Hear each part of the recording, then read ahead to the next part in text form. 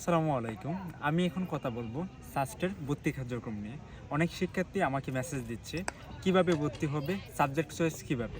তো সাবজেক্ট চয়েসের যে বিষয়টা, এটা হচ্ছে তোমাকে অবশ্যই ক্যাম্পাসে সশরীরে উপস্থিত থাকতে হবে এবং তোমার মেরিট পজিশন অনুযায়ী পছন্দের সাবজেক্ট দিতে হবে। তোমার মেরিট যদি আগে থাকে, প্রথম দিকে থাকে, তাহলে হচ্ছে তোমার প্রথম সাবজেক্টগুলো বা তোমার পছন্দের সাবজেক্টগুলো পাবা। তো এই ক্ষেত্রে এখন তোমার মেরিট যদি পরে থাকে, তোমার আগে যারা থাকবে মেরিট পজিশন অনুযায়ী, তারা যদি হচ্ছে তোমার পছন্দের সাবজেক্ট মানে কি বলে ফিল আপ করে ফেলে, তাহলে সেগুলো তুমি পাবা না। তো এই ক্ষেত্রে মেরিট পজিশনটা হচ্ছে সবার আগে মুখ্য একটা বিষয়। তো মেরিট পজিশন অনুযায়ী সাবজেক্ট হবে এবং অনলাইনে সাবজেক্ট চয়েস দেওয়া যাবে না। এবং পরবর্তীতে আরেকটা প্রশ্ন, সেটা হচ্ছে যারা মানে প্রথম ধাপে 284তম মেরিট পজিশন যারা আছে মানবিক শাখায়, তাদেরকে ডাকা হবে। তো পরবর্তীতে 284-র পরে যারা আছে বা 300-র কাছাকাছি বা 310-15, তাদেরকে কি কখনো ডাকা হবে কি না।